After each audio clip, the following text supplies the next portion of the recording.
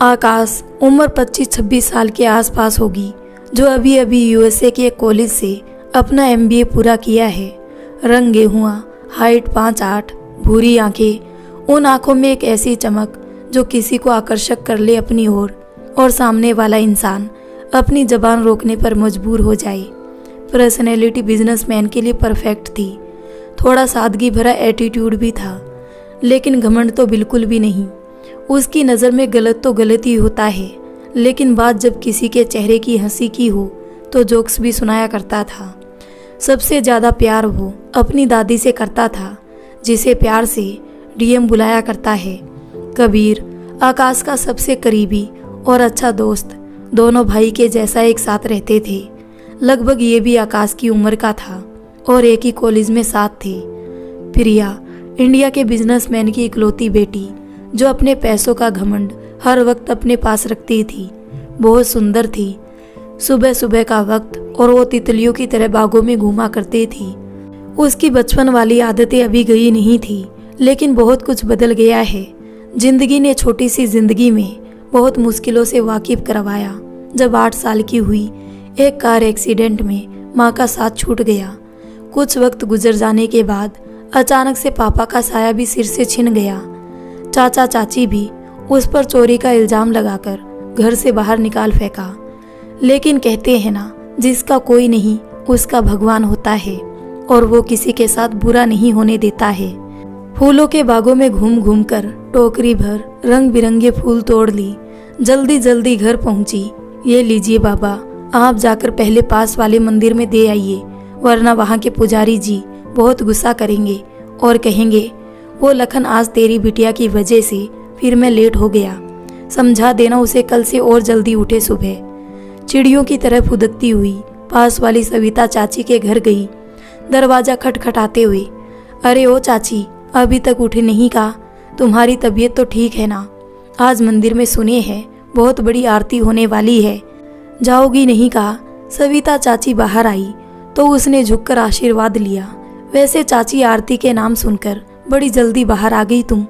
आरती की चिंता थी या आरती में मिलने वाली प्रसाद की देरी हो गई तो मिलेगी नहीं, और जोर जोर से हंसने लगती है। कान पकड़कर सविता चाची, बहुत शैतान हो गई हो तुम आदिति बिटिया। अरे चाची, वो सब छोड़ो, ये लो तेल, तुम्हारी घुटनों के दर्द के लिए रोज मालिश करना सुबह शाम, बहुत जल्दी आराम मिल जाएगा। आदिति उम्र 22 वर्ष, रंग गोरा, नसीली आंखें और उनमें भरा खालीपन और बहुत सारा दर्द, फिर भी चेहरे पर मुस्कान हमेशा मौजूद रहता। लंबे सुनहरे रंग के कमर के नीचे लटक रहे बाल, गुलाबी होठ जो बिल्कुल गुलाब की तरह अर्ध खुली पंखड़ियों के जैसा था। कद काठी सी लंबी थी, बोली में मिठास जैसे शहद घुला हो। बहुत फुर्सत से उसे खुदा ने बनाया होगा, जो उसे देखे दीवाना बन जाए। पढ़ने में बहुत तेज और लगभग कलाओं में निपुण थी।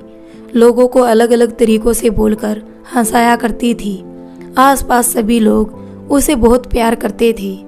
आदिति कॉलेज के साथ साथ अपने बाबा की मदद करती थी। आजकल कॉलेज की छुट्टियां चल रही थी।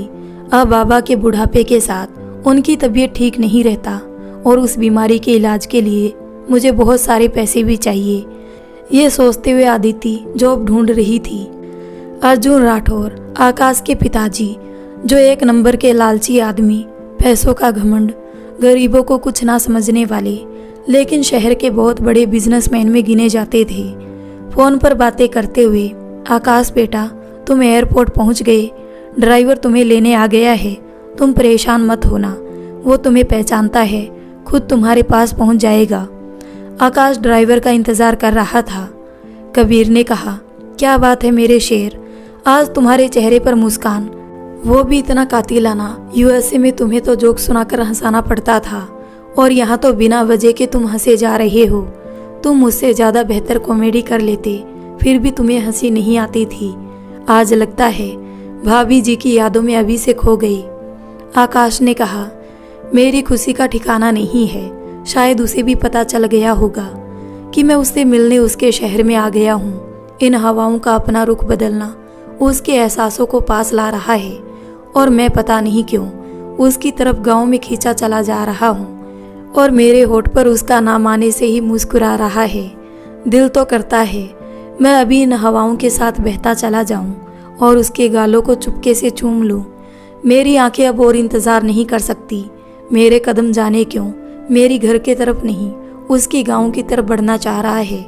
वो भी तो 15 साल से इसी उम्मीद में होगी कब मैं उसके पास आऊँगा और अपना वादा पूरा करूँगा उसको अपना बनाकर। कबीर ने कहा कुछ सोचते हुए, भाई फिर तुम यहाँ ड्राइवर का इंतज़ार क्यों कर रहा है? चलो ना चलते हैं भाभी से मिलने। आखिर मैं भी तो देखूं वो दिखती कैसी है जिसकी तुम इतनी तारीफ किए जा रहे हो। जो कभी लड़कियों की हाय हेलो का रिप्लाई नहीं किया आज एक लड़की की तारीफ इतने प्यार से कर रहा है। मैं तो कहता हूँ भाई आकाश तुम अंकल से बात कर लो। तुम्हें बिजनेसमैन नहीं बहुत बड़ा शायर बनना है, वो भी अपनी चुहिया के लिए। वैसे भाभी का नाम क्या था? आकाश ने कहा मैं तो उसे चुहिया ही बुलाता था लेकिन उसका नाम था अदिति। आगे कुछ बोलता उससे पहले एक आदमी आकर, सर चलिए आपका कार आ गया है, सभी आपका बेसब्री से इंतज़ार कर रहे हैं घर पर। आकाश और कबीर दोनों कार में बैठ जाते हैं। जब ड्राइवर ने कार स्टार्ट कर आकाश के घर की तरफ मोड़ा तो आकाश ने कहा, अंकल आप कार आगे से राइट ले लेना। ड्राइवर अंकल सोचते हुए, आकाश बाबा उधर तो पहाड़ों से घिरा गांव समलपुर है जो फूलों के लिए जाना जाता है। उधर आपका क्या काम?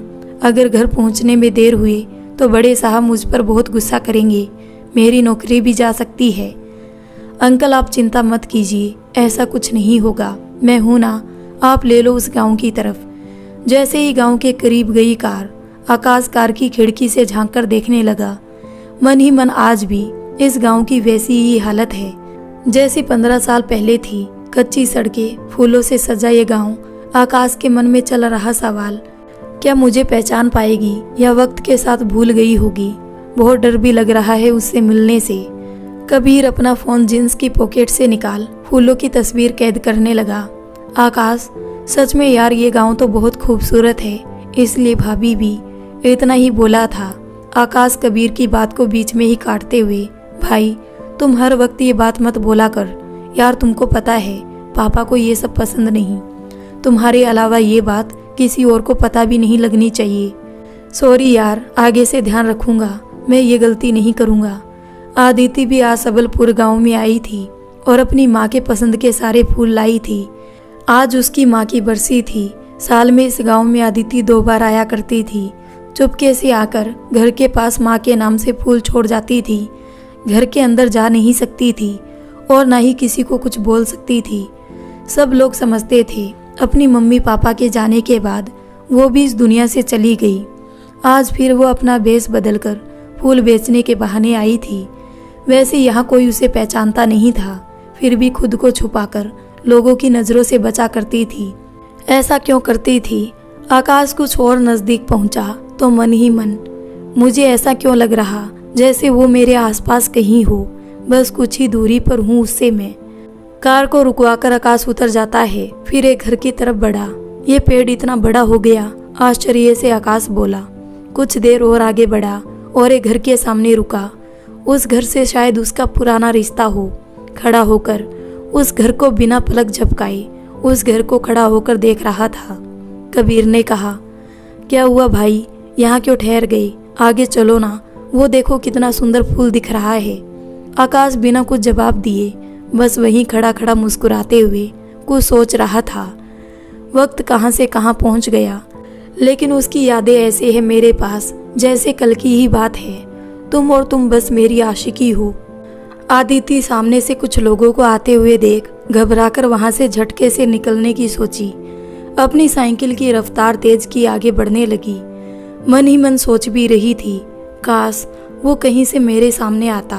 15 साल हो गए हैं, आज तक इस घर में कोई रहने नहीं आया, पता नहीं कहाँ चला गया। यहाँ तो अपनी नानी माँ के साथ रहता था, लेकिन उसका घर कहाँ था, उसके मम्मी पापा कौन थे, इसके बारे में मुझे कुछ नहीं पता है। क्या आज भी मुझे वो याद करता होगा? सोचते हुए साइकिल तेज रफ्तार में चला रही थी। सामने अदिति का ध्यान नहीं था और सामने से आ रहे आकाश से टकरा जाती है। रास्ते पथरीले थे। आदिति अपना बैलेंस खो देती है, लड़खड़ाकर आकाश के ऊपर गिर जाती है। आदिति आकाश के ऊपर होती है और आकाश नीचे जमीन पर गिरा पड़ा था। आदिति झटके से आकाश के ऊपर से उठ खड़ी हुई, लेकिन आकाश उसकी आंखों को देखता रहा। ये तो वही आंखें जैसी दिख रही है जैसी मेरी चूहिया की थी। आदिति अपना साइकिल उठाई और वहां से जल्दी से निकल गई। जब तक आदिति आकाश को दिखती रही वो उसे देखता रहा। आदिति कुछ दूर जाने के बाद अपना साइकिल रोककर एक पेड़ के नीचे रुकती है। वहां फूलों से पानी गिर रहा था। आदिति अपना दुपट्टा चेहरे से हटा ली है, फिर अपने चेहरे पर पानी के फुहार मारती है। उसके बाद आराम से साइकिल चलाते हुए अपने गांव उधमपुर ये सोचते हुए पहुंचती है, आखिर वो लड़का कौन था? ऐसा मुझे पहली बार क्यों महसूस हुआ? उससे मेरा कोई पुराना रिश्ता हो जिसे मैं बहुत पहले से जानती हूँ। घर पहुँचने के बाद साइकिल को खड़ा करते हुए आदिति, चल मेरी पारो, अब यहीं खड़ी खड़ी आराम कर। बाबा जब तक घर आते हैं तब तक मैं घर के सारे बिखरे पड़े सामान को समेट लेती हूँ। कल मुझे शहर भी जाना है फूलों का ऑर्डर देने। कल तो मेरा इंटरव्यू भी देने जाना है। सुबह सुबह ही निकल जाऊंगी मैं फूलों का ऑर्डर लेकर। ऑर्डर पहुंचाने के बाद फिर इंटरव्यू के लिए निकल जाऊंगी मैं। आकाश को नीचे गिरा देखकर झटके से कबीर पास आता है। अरे भाई, तू नीचे क्या कर रहा है? अपना हाथ आकाश की तरफ बढ़ाते हुए कबीर, वो कौन थी लड़की जो तुम्हें अपनी साइकिल से धक्का भी मारी और तुम उसे ऐसे ही जाने दिया?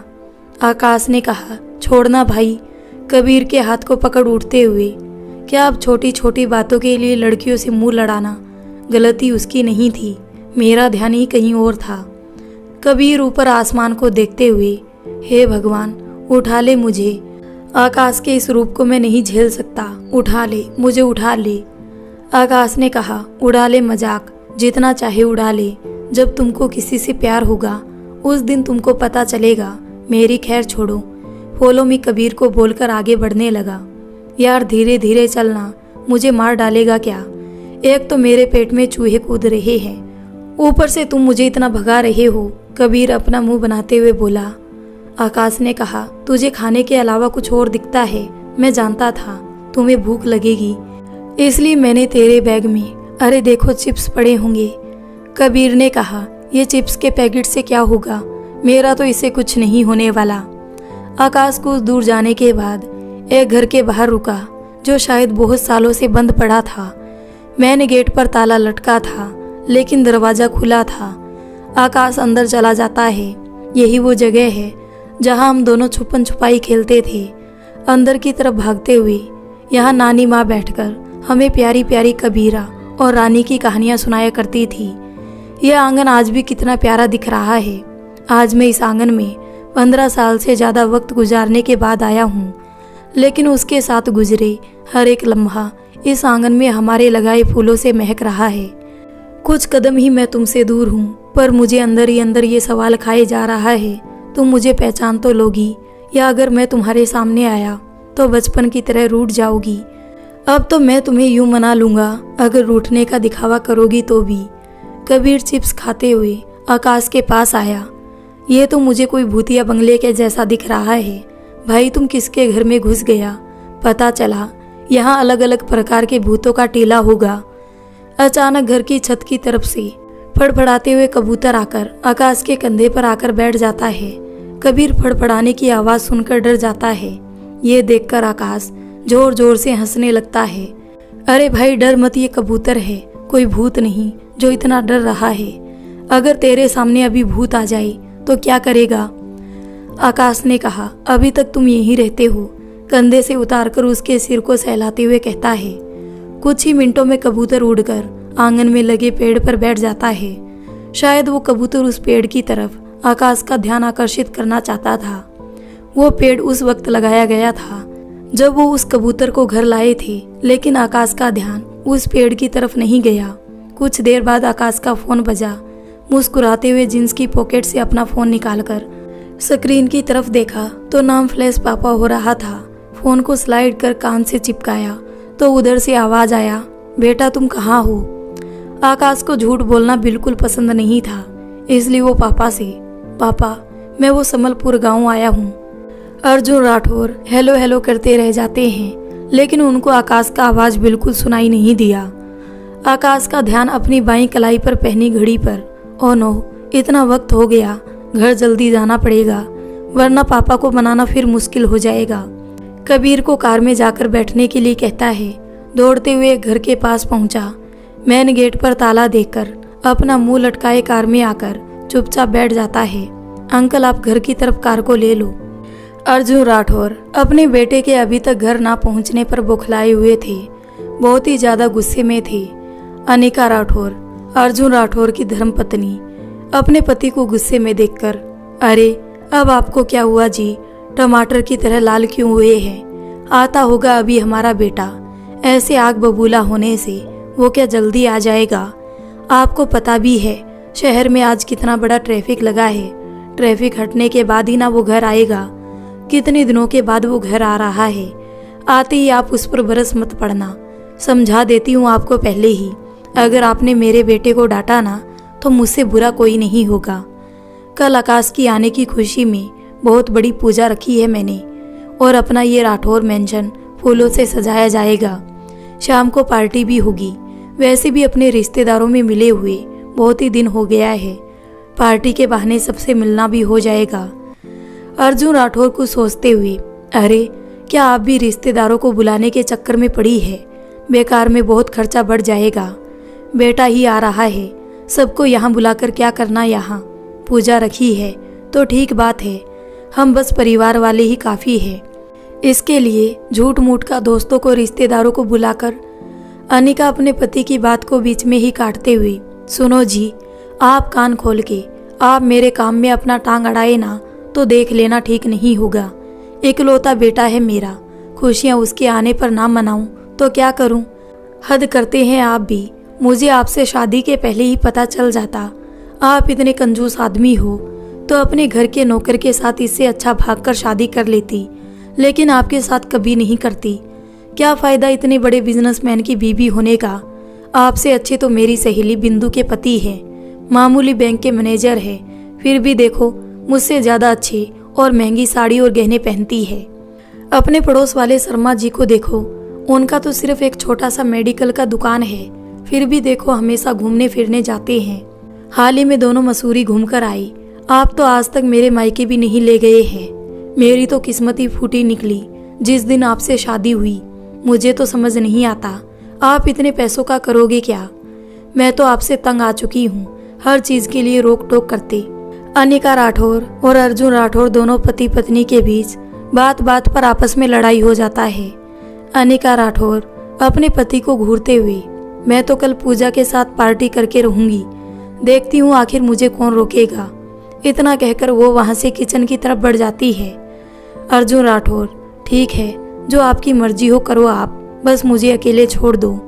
हॉल में बैठकर राठौर साहब कुछ सोच रहे थे, तभी अचानक उनका फोन वाइब्रेट होता है। राठौर साहब अपना फोन शर्ट की पॉकेट से निकालकर देखते हैं तो मैसेज आया होता है। मैसेज पढ़ने के बाद राठौर साहब तेज आवाज में, हाय मैं लूट गया, बर्बाद हो गया, किसी ने मुझे लूट लिया। अपने पति की आवाज़ सुनकर अनिका किचन से भागती हुई हॉल में आई। क्या हुआ जी आपको, अचानक ऐसे क्यों बोलने लगे? राठौर साहब ने कहा, किसी ने मेरे क्रेडिट कार्ड से 1 लाख रुपए निकाल लिए, ये देखो मैसेज। फ़ोन को दिखाते हुए कहा, लगता है किसी को मेरे क्रेडिट कार्ड का पासवर्ड मालूम चल गया। फिर अचानक बेहोश होकर नीचे फर्श पर गिर पड़ते हैं।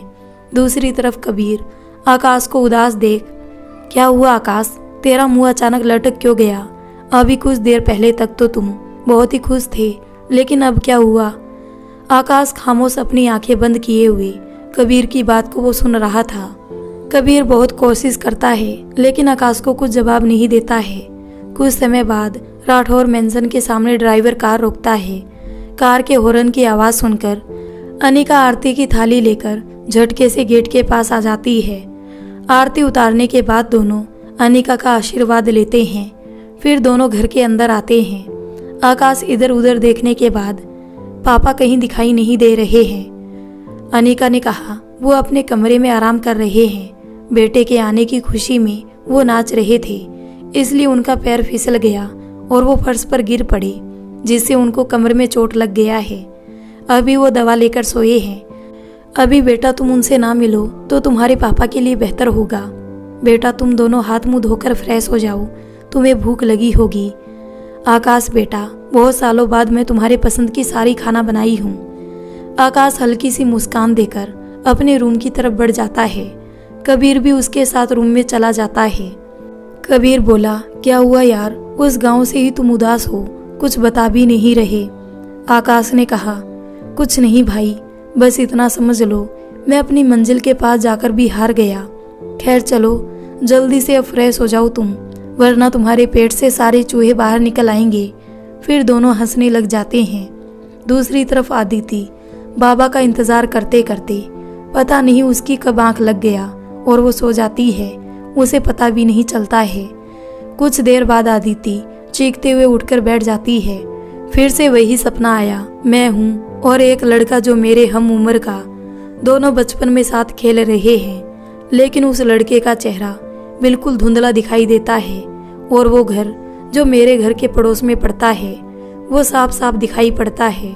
उस घर से मेरा क्या संबंध है मुझे समझ नहीं आता, लेकिन उस घर के पास से मैं जब भी गुजरती हूँ मुझे ऐसा क्यों एहसास होता है वो लड़का मुझे आवाज़ लगा रहा है, अपने पास बुला रहा है। और मेरा दिल उस वक्त यही सवाल करता है, क्या उसे मैं याद हूँ या वो मुझे पहचान पाएगा। समझ नहीं आता ये आखिर क्यों होता है। मेरा कोई दोस्त था जो मेरे लिए बहुत खास था, मुझे समझ नहीं आता आखिर वो मुझे क्यों चूहिया कहकर बुलाता है।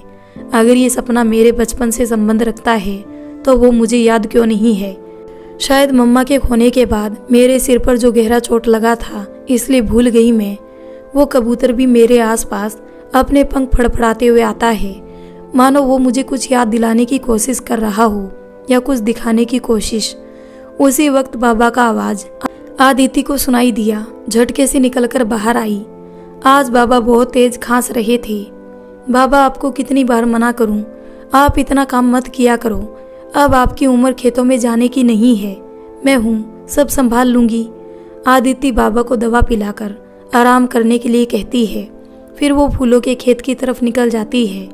ऑर्डर का पैसा मिलते ही बाबा को शहर के सबसे बड़े डॉक्टर के पास दिखवाने ले जाऊंगी। कबीर ने कहा, वाह आंटी जी, आपके हाथों में तो जादू है जादू। मज़ा आ गया खाना खाकर, बहुत दिनों बाद घर का इतना अच्छा खाना खाने को मिला है। माँ, बहुत मिस करता था आपके हाथों का खाना। अनिका इमोशनल हो जाती है। अब तो रोज़ मैं अपने हाथों से बनाकर खिलाऊंगी बेटा।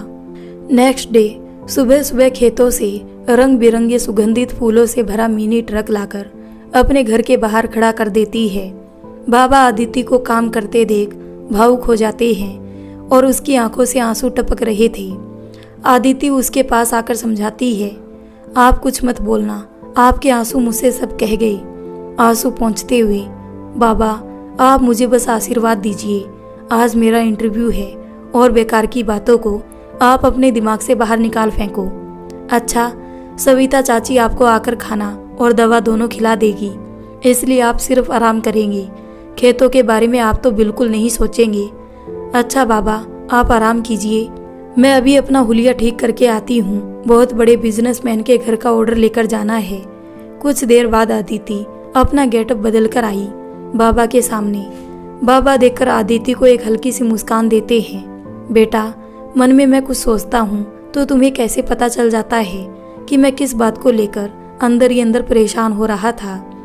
आदिति बाबा के पैर छूकर आशीर्वाद लेती है। बाबा से मुस्कुराते हुए बोली, क्योंकि बाबा आपका और मेरा रिश्ता सिर्फ नाम का रिश्ता नहीं है हमारा, हम दोनों का रिश्ता तो दिल से जुड़ा है। जैसे आपको मेरी हर बात आपको पता चल जाता है, वैसे मुझे भी चल जाता है। वक्त पर दवा खा लेना आप बाबा। आदिति फूलों का ऑर्डर लेकर आकाश के घर पहुंच जाती है। आदिति आकाश के घर लड़की की जगह लड़के के गेटअप में तैयार होकर फूलों से भरा मिनी ट्रक को राठौर मैंसन के सामने लाकर खड़ा करती है। आकाश सुबह के 8 बजे अपनी रूम की खिड़की से बाहर देख रहा था। मन ही मन कुछ सोच रहा था जो हमारी देश की हवाओं में सुकून भरा एहसास देता है। ऐसा सुकून विदेशों में कहाँ मिलता है। इधर उधर देखने के बाद मुझे ऐसा क्यों एहसास हो रहा है जैसे वो मेरे आसपास कहीं मौजूद है। आखिर मुझे ये एहसास क्यों होता है बार बार।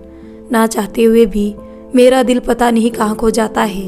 आज फिर उसे ढूंढने उसके गांव जाऊं क्या मैं? अगर वहां गया तो पता चला मम्मी पूरा घर अपने सिर पर उठा ली, मुझे यहाँ घर पर ना देखकर। वैसे आज तो मेरे लिए माँ घर में पूजा रखवाई है। घर से एक कदम बाहर निकाला तो तूफान आ जाएगा। कबीर अंगड़ाई लेते हुए आकाश के पास आया, खिड़की से बाहर देखते हुए कहा, ओ आज तो इतनी हवाओं में मोहब्बत घुला है। ऐसा लगता है आज मौसम कितना प्यारा है ना। और ये आहिस्ता आहिस्ता चलती हुई ठंडी हवाएं और उनमें घुला फूलों का खुशबू वाला इत्र कितना अच्छा लग रहा है। आकाश कबीर को तिरछी नजर से घूरता हुआ। कबीर ने कहा, ऐसे मत देख यार, मुझे कुछ कुछ होता है। बचपन वाली मेरे स्कूल की प्रिंसिपल की याद आती है। जब कोई मुझे ऐसे घूरता है तो डर भी लगता है यार। एक बार मुझे ऐसे ही घूर रही, डर के मारे मेरे पैंट। अब इसके आगे मुझसे कुछ कहा नहीं जाएगा। आकाश कबीर को डरता देख और उसकी बचपन की कहानी को सुनकर हंसने लगता है। भाई आखिर तुम भी तो कुछ कम नहीं थे, क्या जरूरत थी प्रिंसिपल की बेटी को आई लव यू कहने की। अरे यार मैं बेवकूफ था। घर जाते समय एक लड़के को एक लड़की की तरफ देखते हुए आई लव यू बोलते देखकर उससे मैं बचपन में इंस्पायर होके प्रिंसिपल की बेटी को बोल दिया था। प्रिंसिपल मैम ने मेरी उस वक्त ऐसी क्लास ली थी, आज तक मेरी हिम्मत किसी लड़की को आई लव यू बोलने की नहीं हुई। आज भी वही सीन याद आता है मेरी आंखों के सामने। फिर ये सोचकर अपने बढ़ते कदम को रोक लेता हूँ, कहीं फिर से मेरी पैंट गीली ना हो जाए। दूसरी तरफ आदिति मिनी ट्रक से धीरे धीरे सारे फूलों को उतारकर राठौर मेंशन में रख देती है। आदिति अपनी कलाई की तरफ देखते हुए, और 9 बज गए हैं, मुझे जल्दी से पैसे लेकर यहाँ से निकलना होगा, वरना मेरा इंटरव्यू के लिए लेट हो जाऊंगी। अनिका मैम, आप मुझे मेरे पैसे दे दीजिए, मैं अब यहाँ से चलता हूँ। मुझे और भी जगहों पर फूलों का टोकरा पहुँचाना है। अनिका हॉल में बैठने के लिए कहकर अपने रूम की तरफ बढ़ती है। आदिति बार बार अपनी कलाई की तरफ देखती है और परेशान होते हुए, वक्त बीतता जा रहा है, ज़्यादा वक्त नहीं है मेरे पास, मुझे यहाँ से जल्दी निकलना होगा। जब अनिका ऊपर अपने रूम से नीचे पैसे लेकर आई तो आदिति बिना पैसे लिए ही वहाँ से निकल जाती है। अनिका मन ही मन, वो फूलों वाला लड़का कहाँ चला गया, लगता है बिना पैसे लिए ही चला गया। वो कह रहा था उसे फूलों का ऑर्डर और अन्य जगहों पर भी देना है। अनिका किचन की तरफ बढ़ जाती है माता रानी का प्रसाद बनाने के लिए।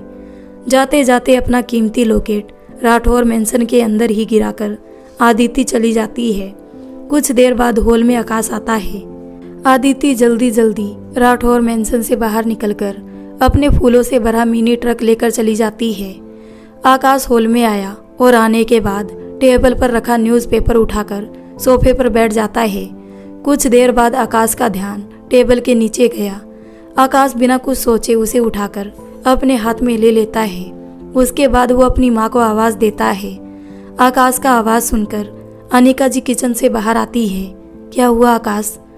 आकाश उस लॉकेट को दिखाते हुए, माँ यह आपका लॉकेट यहाँ इस टेबल के नीचे गिरा पड़ा था।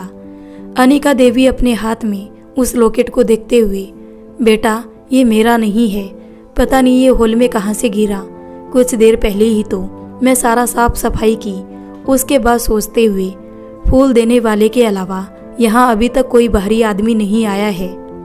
आकाश ने कहा, आपका नहीं है तो पक्का उस फूल वाले का होगा। अच्छा, मैं इसे अपने पास ही रख लेता हूँ। अगर फूल वाला आया ढूंढते हुए तो आप मुझसे कहना ले लेने के लिए। अनिका कुछ पैसे देते हुए, बेटा फूल वाले को ये सारा पैसा दे देना, अगर आई तो। बिना पैसे लिए वो यहाँ से चला गया, शायद उसे कोई ज़रूरी काम था, पैसे याद से तुम दे देना। कुछ ही देर में पूजा शुरू हो जाएगी और मैं व्यस्त हो जाऊंगी पूजा करने में, तो तुम दोनों नाश्ता कर लेना, रूम में रख दिया है मैंने। आकाश ने कहा, माँ मैं जा रहा हूँ अपने रूम में, आपको तो पता है मुझे ये सब पसंद नहीं। पूजा खत्म होने के बाद मुझे बुला लेना।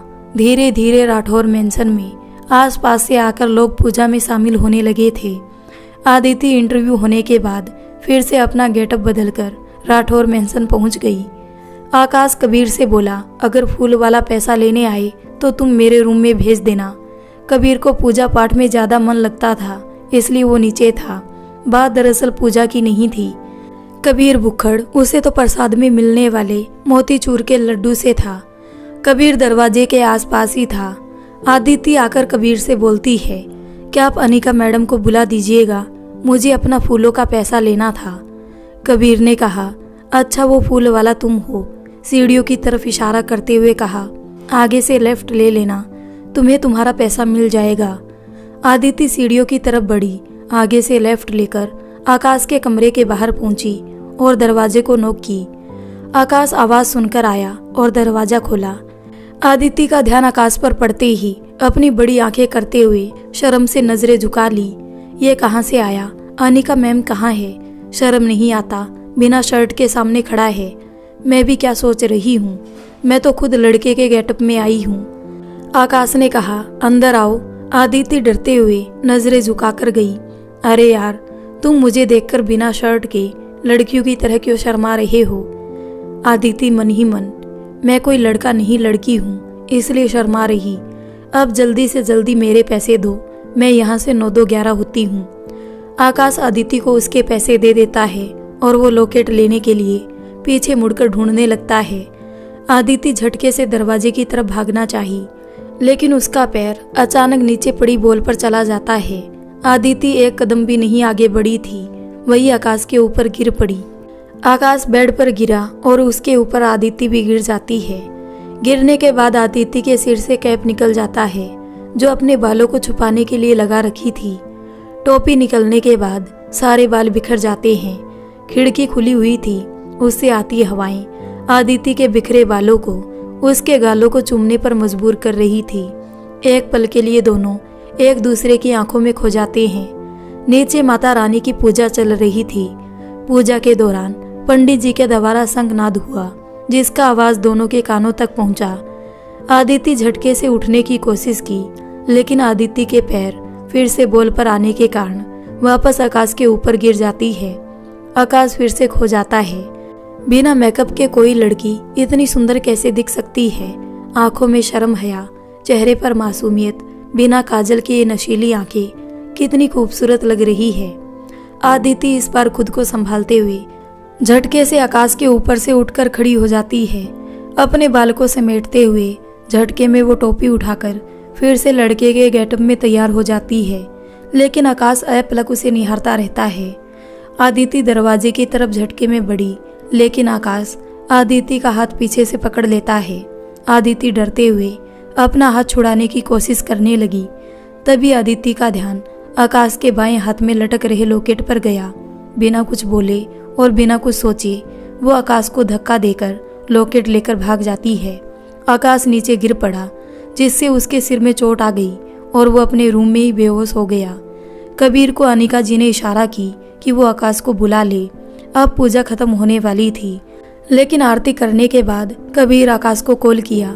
कोई रिस्पॉन्स नहीं मिलने पर कबीर सोचा कमरे में जाकर ही बुला लेता हूँ। वैसे भी यहाँ बहुत शोर हो रहा है, कुछ सुनाई भी नहीं देगा, इससे अच्छा मैं कमरे में जाकर बुला लेता हूँ। कबीर आकाश के रूम में पहुंचा। वहां जाने के बाद कबीर अपनी आंखें बड़े करते हुए, भाई ये क्या हो गया तुझे?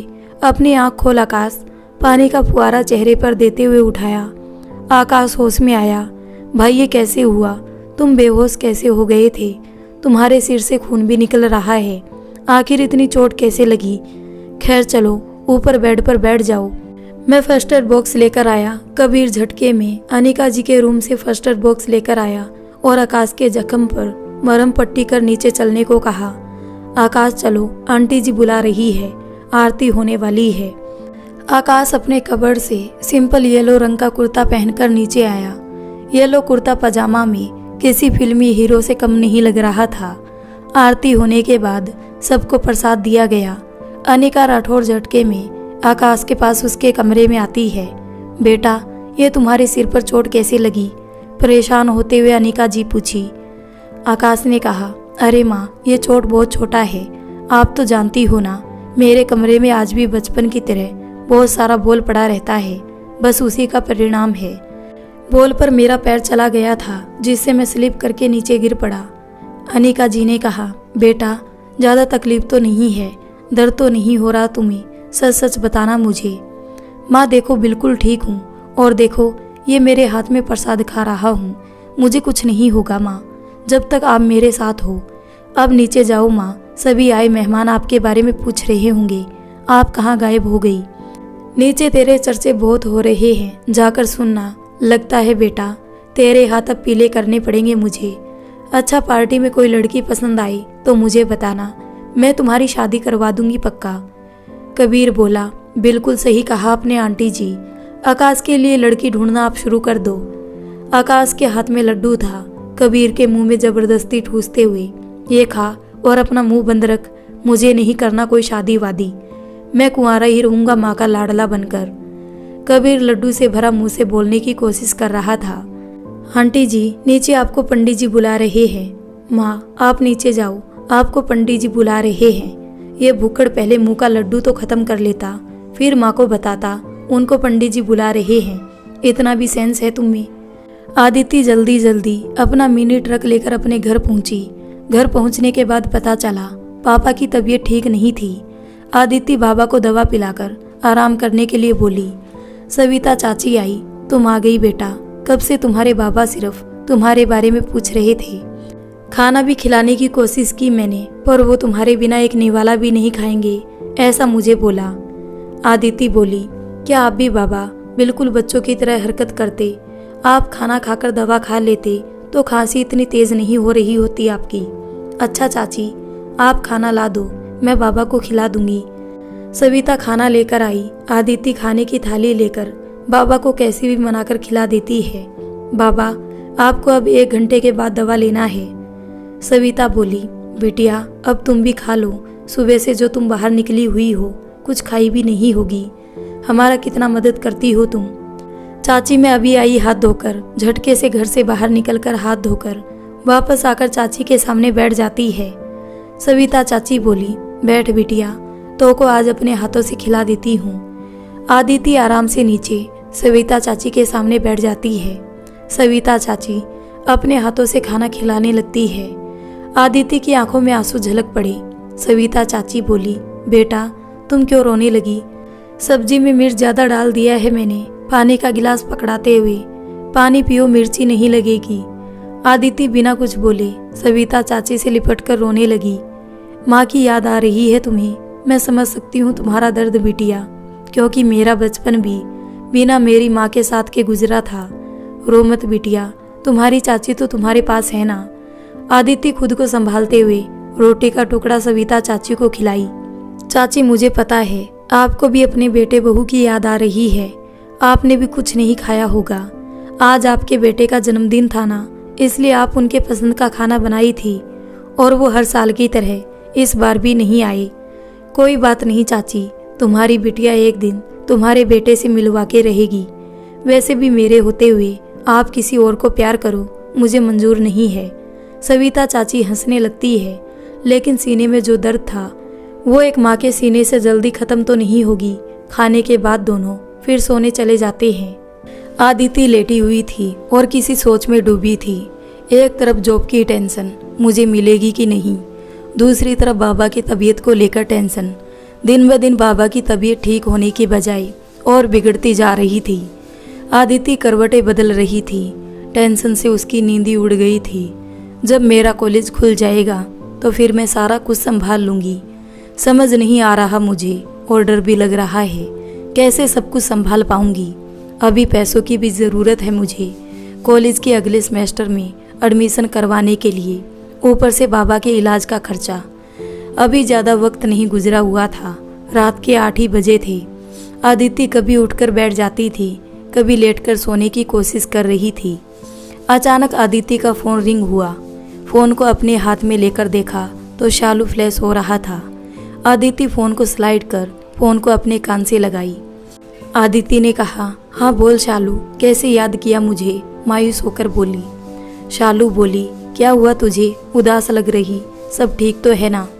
आदिति ने कहा, हाँ सब ठीक है, बस बाबा की तबीयत ठीक नहीं है यार। और तुम तो जानती हो कुछ दिन बाद कॉलेज खुलने वाला, मतलब हम लोगों का अलग सेमेस्टर में एडमिशन, और पैसे की मुझे बहुत ज़रूरत है आजकल।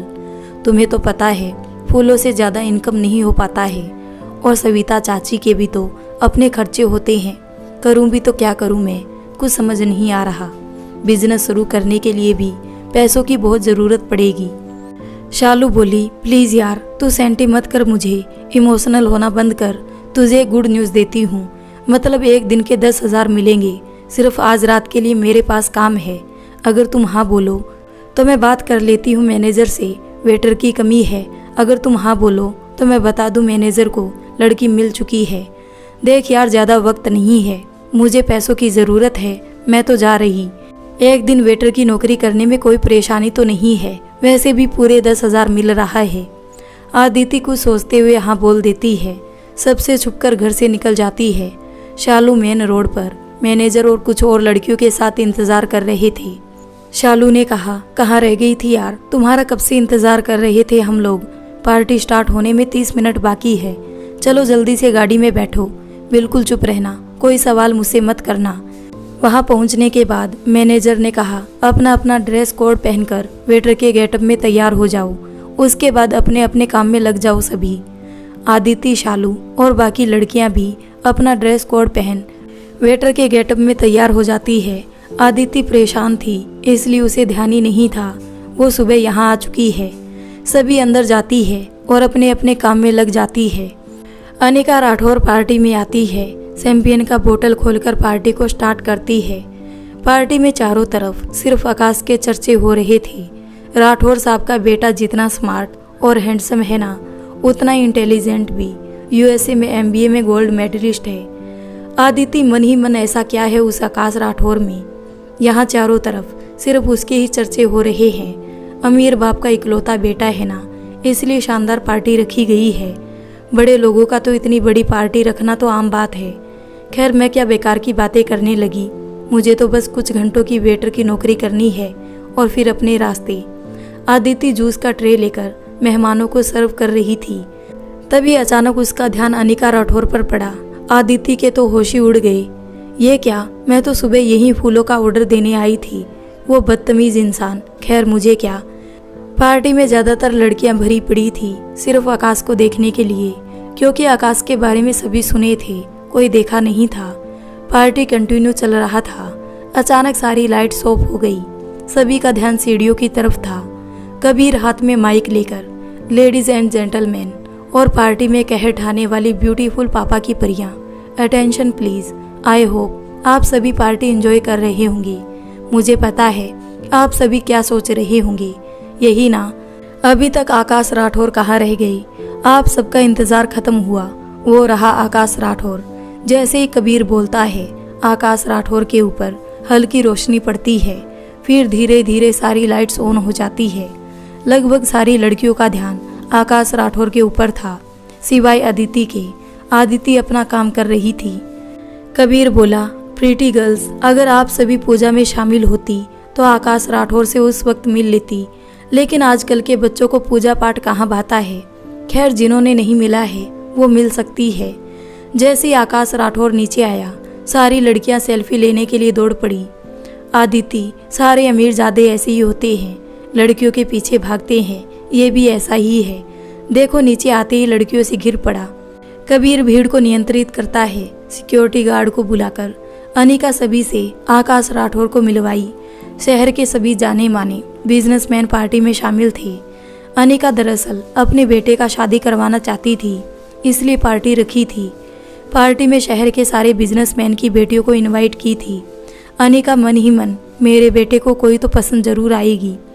काफ़ी समय से आदित्य को नोटिस कर रहा था, लेकिन चेहरा ठीक से देख नहीं पा रहा था। मन ही मन लगभग सबने मेरी तरफ देखा, लेकिन इस लड़की ने मेरी तरफ एक बार भी नहीं देखा। ऐसा क्यों? कब से ना चाहकर इसकी तरफ देखने के लिए मजबूर हो रहा हूँ। आदिति अपने काम में व्यस्त थी। आकाश राठौर आदिति को पीछे से आवाज दिया। आवाज सुनकर आदिति आगे बढ़ गई। कबीर आया। क्या आकाश, तुम यहाँ हो? कब से मैं तुम्हें ढूंढ रहा हूँ। आकाश बोला, भाई मुझे प्यास लगी है यार। कबीर बोला, रुक अभी मंगवाता हूँ, जूस भी चलेगा। आदिति के हाथ में जूस का ट्रे था। कबीर, हेलो मिस, जूस लेकर आना यहाँ। आदिति अपना सिर झुकाए जूस का ट्रे लेकर आई।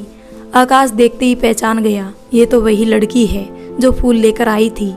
आकाश कुछ बोलता उससे पहले शालू सामने से आ जाती है और आदिति वहां से चली जाती है। शालू समझ गई थी आदिति लड़कों के बीच अनकंफर्टेबल महसूस करती है। शालू बोली, ये रहा जूस सर। कबीर जूस का गिलास लेकर आकाश को पकड़ा देता है। आकाश की आंखें आदिति को ढूंढ रही थी, लेकिन उसे आदिति कहीं नहीं दिखी। आकाश मन ही मन, लगता है ये मेरा सिर्फ वहम है और कुछ नहीं। जब से उस लड़की को देखा है, पता नहीं क्यों बार बार मुझे उसकी ही शक्ल क्यों दिख रही है। फिर आकाश दोस्तों और कुछ बिजनेसमैन के बीच बातचीत करने में व्यस्त हो गया। अब लगभग पार्टी खत्म होने को आ गया। धीरे धीरे सभी मेहमान अपने अपने घर जाने लगे। अनिका राठौर आकाश के पास आई। बेटा चलो मेरे साथ, मुझे तुमसे किसी को मिलवाना है। आकाश अपनी माँ की बात को नहीं टालता था, इसलिए माँ के पीछे पीछे आया। बेटा ये है गुप्ता जी और ये है इनकी पत्नी सविता गुप्ता जी, ये भी हमारी तरह बिजनेसमैन है। आकाश दोनों का आशीर्वाद पैर छूकर लेता है। सविता गुप्ता जी बोली, मिसेज राठौर आप तो अपने बेटे को बहुत अच्छा संस्कार दिया है। बचपन से विदेश में पला बड़ा है, लेकिन संस्कार तो हमारा हिंदुस्तानी ही है। आकाश के जाने के बाद आप सही बोल रही थी मिसेज राठौर, आपके बेटे और मेरी बेटी दोनों की जोड़ी खूब जमेगी। जैसे ही मेरी बेटी हॉलीडे से आती है, हम दोनों रिश्ते को लेकर बात को आगे बढ़ाने की कोशिश करेंगे, लेकिन उससे पहले दोनों को मिलवाना पड़ेगा। फिर दोनों के सामने शादी करने का प्रस्ताव रखा जाएगा। आकाश अपने कमरे में चला गया, क्योंकि अब ज़्यादा देर तक पार्टी अटेंड नहीं कर सकता था। चोट लगने की वजह से जो सिर में जख्म था, अचानक दर्द होने लगता था, इसलिए ऊपर अपने कमरे में आराम करने चला आया। नीचे आकाश को ना देखकर कबीर ने कॉल किया।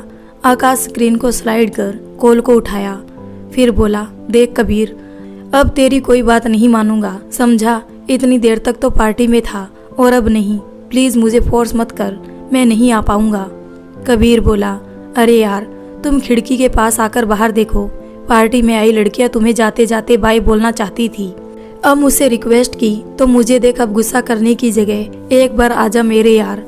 खैर गुस्सा मत करना, लेकिन अभी नहीं, बाद में कर लेना, पर तू आजा खिड़की के पास प्लीज। आकाश कबीर के कहने पर आता है खिड़की के पास। सारी लड़कियां लगभग आकाश को बाय बाय बोलने के लिए सभी ऊपर की ओर देख रही थी, लेकिन यहाँ भी आदिति उन लड़कियों से थोड़ा दूर खड़ी होकर बस चांद को निहार रही थी। आकाश के आने के बाद सारी लड़कियां जितनी अभी तक नहीं गई थी, वो एक साथ चिल्लाकर आकाश को बाय बोलकर चलती बनी। वेटर के ड्रेस में आदिति बहुत प्यारी लग रही थी। नीचे आकाश दौड़कर आया, शायद वो फूल वाली लड़की सच में यहाँ आई है, मुझे उससे एक बार बात करना है। यह सोचकर आकाश नीचे आया। जब तक वो नीचे आया, आदिति जा चुकी थी। फिर आकाश अपना मुंह लटकाए राठौर मेंशन के अंदर चला जाता है। आकर अपने रूम में धड़ाम से नीचे बेड पर कुछ सोचते हुए गिर जाता है। आदिति पैसे लेकर अपने घर चली गई। घर पहुंचने के बाद शुक्र है सभी सो रहे हैं, फिर जाकर अपने कमरे में आराम से बेड पर लेट जाती है। शालू की वजह से आज मुझे ये 10,000 रुपये मिले। थोड़ा समय काम करने के बाद ही इन पैसों की मुझे बहुत ज़रूरत थी। फिर पैसों को सुरक्षित जगह रखकर वापस हो जाती है। सुबह उठने के बाद आदिति जो देखी, उसकी आंखें फटी की फटी रह जाती है। सविता चाची का बेटा उन्हें अपने साथ लेने आया था। यह चमत्कार देखकर आदिति का सिर चकरा रहा था, लेकिन आदिति खुश थी। चलो अच्छा हुआ, सविता चाची को उसका बेटा लेने आया है। सविता चाची की खुशी का ठिकाना नहीं था। अपना सारा सामान समेटकर बांदली शहर जाने के लिए आदिति आकर सविता चाची से लिपटकर रोने लगती है। चाची अपना ख्याल रखना, आप शहर में जाकर कहीं आप हमें भूल मत जाना। और हाँ, आपकी बहुत याद आएगी मुझे चाची, खासकर आपके हाथ के बने खाने को मैं बहुत याद करूँगी। अच्छा अब जाओ, वरना मैं आपको फिर से जाने ही नहीं दूंगी अगर थोड़ी देर और रुकी तो। सविता चाची अपने बेटे के साथ शहर चली जाती है। धीरे धीरे समय बीत गया। सबकी जिंदगी में बदलाव आने लगे थे। आदिति की जिंदगी में भी बहुत बदलाव आ चुके थे। आदिति अब शहर में रहने लगी थी अपने बाबा के साथ। यहाँ सब उसे आदिति नाम से जानते थे। कुछ सोचकर आदिति किसी कारण अपना नाम बदल रखी थी। आदिति के चाचा चाची को पता चल गया था कि आदिति अभी जिंदा है, लेकिन आदिति को दोनों में से कोई नहीं पहचानता था। आदिति को मरवाने की कोशिश किए थे, लेकिन आदिति हिम्मत और अपनी सूझबूझ से गुंडों को चकमा देकर शहर भाग गई थी, वो भी अपने बाबा को साथ लेकर। बहुत तकलीफों से गुजरने के बाद आदिति को एक मेडिकल शॉप में काम मिल गया था, जिससे आदिति के घर का खर्चा निकलता था। धीरे धीरे वक्त बीतता गया। एक ऐसा समय आया, आदित्य को बार डांसर बनकर नाचना शुरू कर दिया। मेडिकल शॉप से धीरे धीरे पैसे मिलने कम हो गया था और आदित्य को बहुत पैसों की ज़रूरत थी। बाबा का इलाज करवाना था, इसलिए आदित्य घर घर जाकर फंक्शन में नाचा करती थी।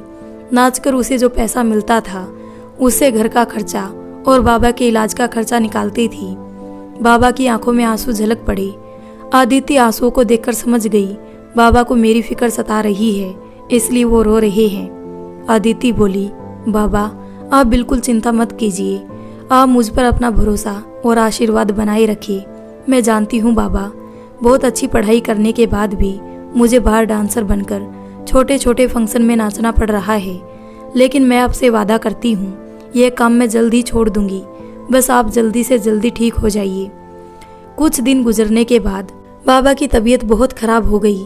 डॉक्टर बोला जल्द से जल्द ऑपरेशन करना पड़ेगा, वरना कुछ भी हो सकता है। दिल की बीमारी है, अगर वक्त पर ऑपरेशन नहीं हुआ तो इनकी जान भी जा सकती है। आज भी एक फंक्शन में आदित्य को नाचने जाना था। अब तो आदित्य शांति बाई के नाम से जानी जाने लगी थी। आदित्य के मन में बस यही बात चल रहा था, 5 दिन में इतने सारे पैसे कहाँ से और कैसे इकट्ठे करूंगी। कुछ दिन बाद अदिति 2 लाख डॉक्टर को देने के लिए तो जमा हो गई है, लेकिन कुछ दिन में मैं 3 लाख कहाँ से लाऊंगी, ये बात सोचकर बहुत ज़्यादा परेशान हो रही थी। 2 दिन बाद आज हॉस्पिटल जाकर मुझे पूरे 5 लाख रुपए जमा करवाना है बाबा के इलाज के लिए। सोच ही रही थी, तभी आदित्य का फ़ोन बजा। फ़ोन की स्क्रीन की तरफ देखा तो अननोन नंबर था। फ़ोन को स्लाइड कर अपने कान से लगाई। हेलो शांति बाई, एक बहुत बड़े नेता के घर नाचना है, तुम फ्री हो तो कहो, मैं हाँ बोल देता हूँ। शांति बाई बिना कुछ सोचे हाँ भर देती है, लेकिन एक शर्त रखती है। देखो राजू, बस तुम मुझे मुंह मांगा कीमत दिला देना, मैं फिर नाचने के लिए तैयार हूँ। राजू बोला, शांति बाई अब तो तुम मेरा नंबर सेव कर लो, मैं तुम्हारा अपना हूँ और इतने दिन से पहचान है हमारी। फिर भी बिना कुछ बोले आदित्य फ़ोन कट कर देती है। कुछ देर बाद फिर कॉल करता है। राजू बोला, शांति बाई आज शाम को तुम तैयार रहना, मैं तुम्हें लेने आ जाऊंगा। ठीक है, तुम आ जाना, मैं तैयार रहूंगी, लेकिन 2 घंटे से ज़्यादा 1 मिनट भी मैं ज़्यादा डांस नहीं करूंगी। और हाँ, पैसे मुझे कैश चाहिए, बाबा की तबीयत बहुत ख़राब है, उसके ऑपरेशन के लिए मुझे पैसों की सख्त ज़रूरत है। तुम फिक्र मत करो, मेरी बात हो गई है नेताजी से, बस गोद भराई की रस्म खत्म होते ही पैसे लेकर हम दोनों वहाँ से निकल जाएंगे। कबीर बोला, क्या है आकाश, तेरा मुंह क्यों लटका है? माँ को मैं अब चांद जैसी बहू कहाँ से लाकर दूँ? कबीर आकाश से उदास होते हुए कहा, वो तो मेरे पीछे पड़ चुकी है, बेटा कोई अच्छी सी लड़की देखकर तुम शादी कर लो। कबीर बोला, आंटी जी सही तो बोल रही है, कुछ दिन में ऑफिस भी संभाल लेगा, लेकिन तुम्हें संभालने वाली भी कोई चाहिए ना। आंटी जी का कहना बिल्कुल सही है। क्या यार, तुम भी माँ की बातों की तरफदारी कर रहा है? तुमको तो पता है मेरे बारे में सारी बातें, अभी शादी से क्यों मैं मना कर रहा हूँ। आकाश कबीर से कुछ सोचते हुए बोला। कबीर बोला, आकाश तू ऐसा कर, अपने लिए एक लड़की ढूंढ ले जो सुंदर और आकर्षक व्यक्तित्व वाली हो। आकाश बोला, तुम ये क्या बोल रहे हो? कबीर तुम तो मेरी फीलिंग्स को समझो। अरे यार, कौन सा मैं तुमसे शादी करने के लिए कह रहा हूँ, मेरा मतलब है कि तुम माँ के लिए बहू और पत्नी के रूप में एक लड़की को पैसे पर कॉन्ट्रैक्ट के तहत घर लाओ। माँ को बहू मिल जाएगा और तुम्हें वक्त भी मिल जाएगा आदित्य को ढूंढने के लिए।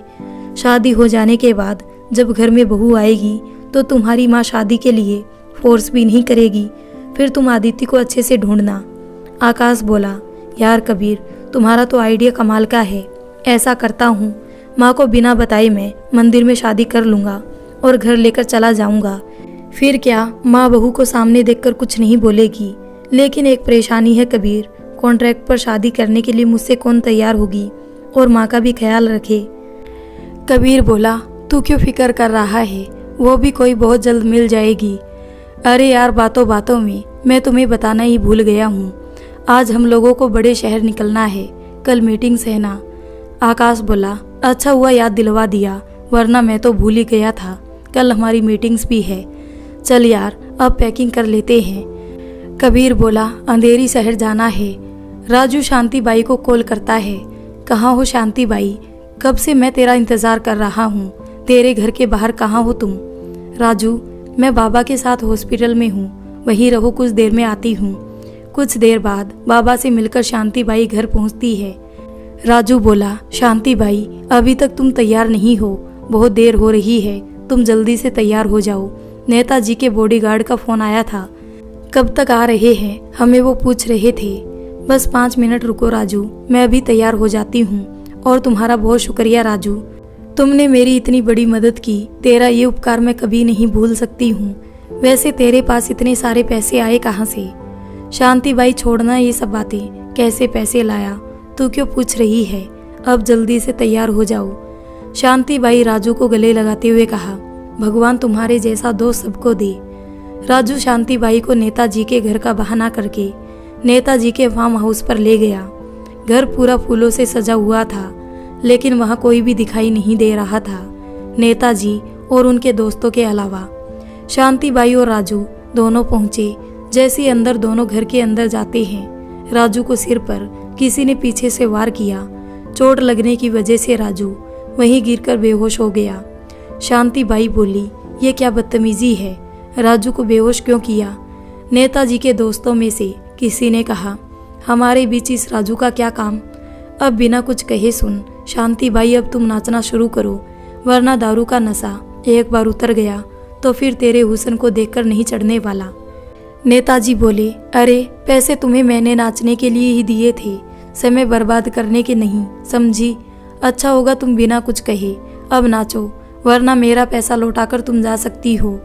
शांति बाई हिम्मत करके, मैं किसी से डरने वाली नहीं हूँ, समझे?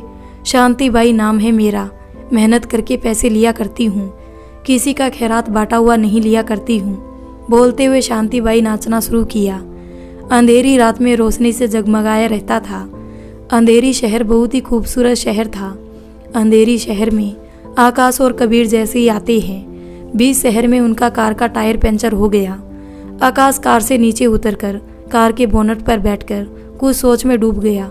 कबीर कार का टायर बदलने लगा। आंखें बंद किए आकाश कार के बोनट पर एक पैर मोड़कर दूसरा नीचे लटक रहा था और उसकी कार में मोहम्मद रफ़ी का आहिस्ता आहिस्ता आवाज में गाना बज रहा था, जरा तुम दिल को बहलाओ, मेरा महबूब आया है। आकाश को ये गाना किसी की याद दिला रही थी। कबीर टायर बदलने के बाद, चल भाई अब होटल चलते हैं, बहुत रात भी हो चुकी है और ये सड़क भी वीरान पड़ी है। कुछ देर बाद कबीर और आकाश को एक लड़की दिखी जो काफी तेजी में दोनों के कार की तरफ बढ़ रही थी। कबीर टायर बदलने के बाद आकाश से, अरे भाई अब तुम गाड़ी के बोनट से उतरो और आकर कार के अंदर बैठो। दोनों बैठकर कार स्टार्ट करके होटल की तरफ बढ़ने ही वाले थे, तभी अचानक सामने से दौड़ती आ रही लड़की पर पड़ी, जो पीछे मुड़कर देखते हुए भाग रही थी, जिसके कपड़े जैसे तैसे और फटे हुए थे। रोती हुई लड़की नंगे पांव दौड़ते हुए आकाश और कबीर की तरफ चली आ रही थी। कबीर कार को आगे बढ़ाने के बाद मोड़कर उसे होटल के रास्ते मोड़ने ही वाला था। उसी वक्त आकाश, अरे भाई कबीर, कार को रोकना, लगता है कोई लड़की मुसीबत में है, शायद उसे हमारी मदद की जरूरत है, तभी तो हमारी कार की तरफ भागी चली आ रही है। कबीर बोला, क्या आकाश तुम भी ना इस अनजान शहर में आकर मदद, वो भी एक अनजान लड़की की, अगर कोई गैंग की निकली तो जो सिर्फ पैसे वैसे लूटती हो लड़कों को झांसा देकर। भाई मेरी बात मानो तो हम यहाँ से चलते हैं, चलो कार में बैठते हैं। आकाश बोला, कितना डरता है यार कबीर, तुम रुको तो सही, शायद इस लड़की को सच में हमारी जरूरत होगी। वो बोलते हुए सामने देख रहा था। शांति बाई आकर, मुझे बचा लो, मुझे बचा लो बोलते हुए बेहोश हो गई। कबीर डरते हुए, चल भाई, हम अंधेरी शहर में नए हैं और इस लड़की को देखने से लगता है पुलिस का मामला है। देखो इस लड़की की तरफ, इसकी हालत कितनी बिगड़ी हुई है, चलो इसे यहीं छोड़ो, अब होटल चलते हैं। आकाश बोला, देखो इसे बहुत चोट आई है और इसे इस हालत में छोड़कर अकेली लड़की और ये सुनसान सड़क एक लड़की के लिए सही बिल्कुल नहीं है। ऐसा करते हैं, इसे अपने साथ होटल ले चलते हैं, जब इसे होश आएगा तो ये जहाँ बोलेगी हम उसी एड्रेस पर छोड़ देंगे। आकाश की जिद करने पर फिर कबीर भी मान जाता है। उस लड़की को कार में डालकर कार स्टार्ट कबीर करता है। वैसे ही नेताजी के लोग 4-5 गाड़ी से घूम रहे थे। अचानक नेताजी के आदमी आकाश और कबीर की कार को घेर लेते हैं। कार रुकवाकर शांति बाई की फोटो दिखाते हुए कबीर को तेज आवाज में इस लड़की को देखा है आसपास भागते हुए। कबीर उस आदमी की बातों को सुनकर घबराने लगा, क्योंकि नेताजी के सभी आदमियों के पास बड़े बड़े बंदूक थे। आकाश मामले को संभालते हुए, भाई एक लड़की को तो देखा है मैंने भागते हुए, वो भी उस रास्ते पर। मुड़कर भागते हुए नेताजी के आदमियों में से एक ने कहा, चलो चलो उस तरफ देखते हैं। नेताजी के आदमियों के जाने के बाद कबीर स्पीड में होटल की तरफ तेजी से कार को बढ़ाया। कुछ ही देर में होटल पहुंच गया। सबसे बचते बचते दोनों शांतिबाई को अपने कमरे में ले गए। नेताजी के आदमी उसे कुत्तों की तरह ढूंढ रहे थे। शांतिबाई नेताजी को जान चुकी थी, जो नेता सोशल वर्कर के रूप में, अच्छा और महान नेता के रूप में जाना जाता है। उसका कितना घिनौना चेहरा है, जो लड़कियों को अपनी हवस का शिकार बनाता है। नेता के लिए शांतिबाई अब खतरा बन चुकी थी, क्योंकि कुछ महीने बाद चुनाव होने वाले थे। अगर शांतिबाई अपना मुंह खोल देती तो नेताजी का हारना निश्चित था। कुछ घंटे बीतने के बाद, देख यार, इसे उसी रास्ते पर छोड़ आते हैं जहां से उठाकर लाए थे। आकाश मन ही मन, तुम मिली भी मुझे तो इस हालत में, दिल रो रहा है मेरा अंदर ही अंदर, क्या करूं। मैं तुम्हें जानता भी नहीं और तुम होश में भी नहीं आ रही हो। आखिर तुम ऐसी हालत में क्यों हो? तुम वही लड़की हो जिसे मैं पहली मुलाकात में देखते रह गया था। आज तुम्हें इस हालत में देखकर स्तब्ध रह गया हूँ। तुम्हें देखने के बाद मुझे ऐसा लगता था मानो जैसे मेरी पूरी दुनिया मिल गई हो। तुम ही मेरे बचपन के दोस्त हमसफर हो। कबीर बोला, भाई इस लड़की को तुम इतने ध्यान से क्यों देख रहे हो? आकाश कुछ जवाब नहीं देता है। फिर कुछ देर बाद आकाश, याद है तुम्हें कबीर, मैंने किसी लड़की के बारे में जिक्र किया था जो बिल्कुल परी की तरह दिखती है। अगर मेरी आदिति होती ना तो बिल्कुल वैसी ही दिखती। कबीर बोला, हाँ भाई मुझे अच्छे से याद है। तुमने ये भी कहा था मेरी जिंदगी में वो पहली लड़की थी जिसने मुझे अपने चांद से चेहरे का दीवाना बना दिया। लेकिन आज ये सब तुम मुझसे क्यों बात कर रहा है? ये बात मुझे कुछ हजम नहीं हो रही। भाई उलझाकर कुछ भी मुझसे मत बोला कर, मेरे दिमाग में कुछ भी जाता नहीं है। दूसरी तरफ नेताजी शांतिबाई को ढूंढने के लिए बौखलाए हुए थे। सत्ता हाथ से निकलने का डर नेताजी को अंदर ही अंदर खाई जा रही थी। आकाश कबीर को कुछ बता ही रहा था। उसी वक्त अनिका जी का फोन आकाश के फोन पर आया। आकाश फोन को स्लाइड कर मम्मी से बात करने में व्यस्त हो गया। अनिका बोली, बेटा अच्छे से पहुंच गया? आकाश ने हाँ में जवाब दिया। बेटा खाना खाया? नहीं माँ, अभी कहाँ कुछ खाया मैंने डिनर में, अभी तो होटल पहुंचा हूँ, खा लूंगा माँ कहकर फोन कट कर दिया। अचानक आकाश के हाथ से फोन छूटकर नीचे गिर पड़ता है और फोन ऑफ हो जाता है। कुछ देर बाद शांतिबाई को होश आया। होश आने के बाद बहुत रोने लगी और घबराने भी लगी। आकाश शांतिबाई के पास आया। तुम ठीक हो? तुम्हारी ऐसी हालत किसने किया? देखो तुम घबराओ नहीं, हम तुझे कुछ नहीं करेंगे। तुम हमसे डरना बंद करो पहले। कबीर पानी का गिलास शांतिबाई की तरफ बढ़ाते हुए, ये लो तुम पानी पियो, पहले घबराना बंद करो, हम तुम्हें कुछ नहीं करेंगे। हम दोनों ही तुम्हें उस गुंडे से बचाकर यहाँ लाए हैं, तो हम दोनों से डरना बंद करो। शांत होकर हमें सब कुछ बताओ। अगर हम तुम्हारी कुछ मदद कर सकते हैं तो जरूर करेंगे। आकाश को इस लड़की को इस हालत में देखकर बहुत तरस आ रहा था। मन ही मन सोच भी रहा था, मैं ये तो जानता था तुमसे मेरी मुलाकात होगी, मगर इस तरह होगी ये नहीं जानता था। मन तो कर रहा है उस इंसान को जान से मार दूं।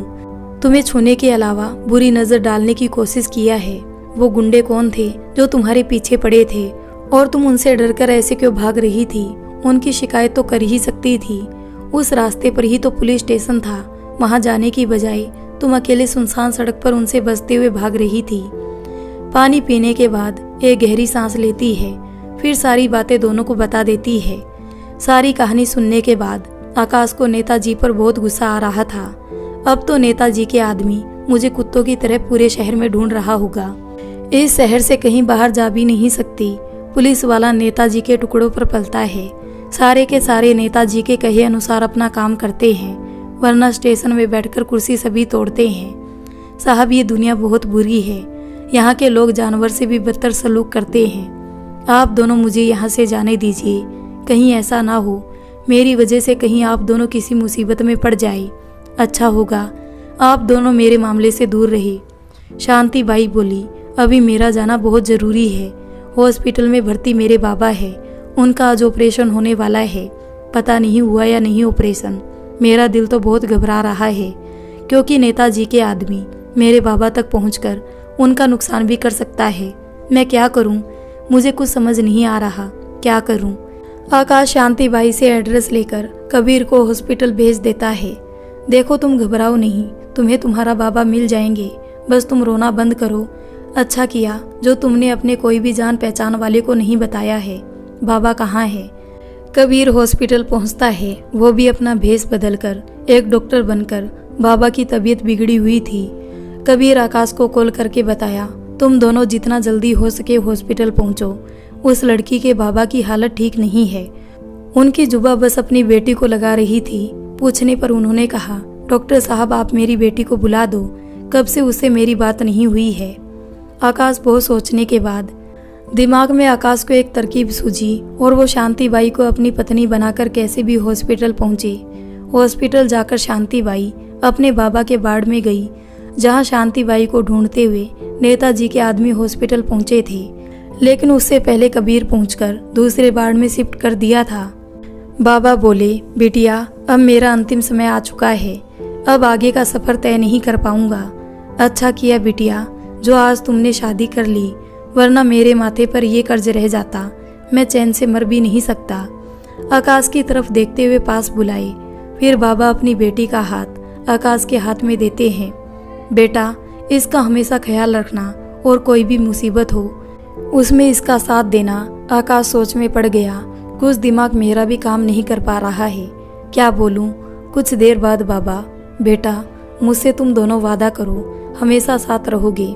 आकाश की तरफ देखते हुए, बेटा जिस तरह से मैंने अपनी बेटी का हाथ तुम्हारे हाथ में दिया है, मुझे यकीन है हमेशा इसे खुश रखोगे, हर मुसीबत में साथ दोगे। बेटा मुझसे वादा करो मेरी आखिरी इच्छा पूरी करोगी। बेटिया तुम कोई भी मुसीबत में इस रिश्ते को निभाने की कोशिश करोगी, ये तुम्हारे बाबा की आखिरी इच्छा है और मुझे पूरा यकीन भी तुम इस रिश्ते को जरूर निभाओगी। बिना सोचे दोनों बाबा को वादा दे देते हैं। शांतिबाई बोली, मैं वादा करती हूँ बाबा आपसे, मैं इस रिश्ते को हर हालत में निभाने की कोशिश करूँगी, ये आपकी आखिरी इच्छा जरूर पूरी करूँगी। इतना सुनते ही बाबा सांस लेना बंद कर देते हैं। शांतिबाई रोने लगी। डॉक्टर चेक करने के बाद कहा, अब ये इस दुनिया में नहीं रहे। शांतिबाई बहुत रोने लगती है। आकाश संभालता है शांतिबाई को और पोस्टमार्टम के बाद डेथ बॉडी शांतिबाई को सौंप दिया गया। पूरी विधि पूर्वक अंतिम संस्कार किया गया। अंतिम संस्कार के बाद शांतिबाई को अपने साथ ही दोनों होटल आए, जहां रूम था। कबीर का कमरा अलग था आज, तो जाकर वो सो गया, लेकिन आकाश कबीर के साथ जाने की बजाय शांतिबाई के साथ रुकना ठीक समझा। शांतिबाई बाबा की यादों में खोई थी और रो रही थी। आकाश शांतिबाई को समझाया और उसे खुद को संभालने के लिए कहा। आकाश और कबीर दोनों शांतिबाई को लेकर घर पहुंचे। मैन गेट का बेल बजाया। अनिका राठौर दरवाजा खोलती है। दरवाजे के बाहर देखकर शौक हो जाती है। अपनी बड़ी आंखें करके घूंघट में खड़ी लड़की को देखती है। आकाश बोला, क्या हुआ माँ, ऐसे क्यों देख रही है, क्या हुआ आपको? बेटा ये घूंघट में कौन लड़की है? ये तो दुल्हन दिख रही है, लेकिन ये हमारे घर के दरवाजे के पास क्या कर रही है? कबीर बोला, ये राठौर खानदान की बहू है आंटी जी, जल्दी से आप आरती की थाली लाइए और भाभी का गृह प्रवेश करवाइए। क्या ये मेरी बहू है? आकाश की तरफ देखते हुए, तुमने शादी कर लिया और अपनी माँ को बताना भी जरूरी नहीं समझा। वाह बेटा बहुत अच्छा, तुमने तो अपनी माँ को पल भर में पराया कर दिया। मेरे सारे अरमान को तुमने मिट्टी में मिला दिया। कम से कम एक कॉल कर दिया होता, मैं तुम्हारे पापा को मनाकर ले आती वहाँ, या उनसे तेरे लिए उनकी बेटी का हाथ भी मांग आते, पर तुम इस लायक ही नहीं समझा हमें। देखिए माँ, आकाश जी की कोई गलती नहीं है। सब कुछ इतनी जल्दी और अचानक हुआ कि आपको बताने का वक्त नहीं मिला है। जो भी कुछ कहना है आप मुझसे कहिए। उस वक्त ऐसा माहौल ही था। आज आपके सामने जिंदा घूंघट में खड़ी हूँ, सिर्फ आपके बेटे की वजह से। मेरी जान उन गुंडों से इन्होंने ही बचाया जो मुझसे जबरदस्ती शादी कर रहे थे। आकाश बोला, हमें अंदर तो आने दीजिए, आराम से बात करेंगे और मैं आपको सारी बात बताऊंगा। अभी तो आप अपनी बहू का गृह प्रवेश करवा दो। आपको तो खुश होना चाहिए, आपकी ख्वाहिश पूरी हो गई। आप कब से तो बोल रही थी मुझसे, बेटा शादी कर लो, मेरा हाथ बटाने के लिए बहू ला, जिसे मैं अपनी बेटी की तरह प्यार करूं। अब संभालो अपनी बहू को और बेटी बनाकर रखो। अनिका झटके से मंदिर के पास गई और वहां से आरती की थाली लेकर आई। आरती उतारने के बाद सारी विधि पूर्वक गृह प्रवेश करवाया गया। अनिका राठौर बोली, बेटा तुम्हारा नाम क्या है? शांतिबाई कुछ बोल पाती उससे पहले आकाश बोल पड़ता है, माँ इसका नाम आदिति है। नाम तो बहुत प्यारा है। घूंघट उठाकर अनिका अपनी बहू का चेहरा देखती है। इस चांद के टुकड़े को कहाँ से तोड़ लाया है? आकाश बहू तो बहुत ही खूबसूरत है। जितनी इसकी खूबसूरती चेहरे पर झलक रही है उतनी ये मासूम भी है। अनिका जी के उनकी बहू पैर छूकर आशीर्वाद लेती है। उसी वक्त आकाश के पापा वहां आते हैं। अर्जुन राठौर बोले, ये लड़की कौन है? तुम इसे अपनी बहू क्यों कह रही हो? अनिका जी मुस्कुराते हुए, जी ये आपकी बहू है और आकाश की धर्मपत्नी है।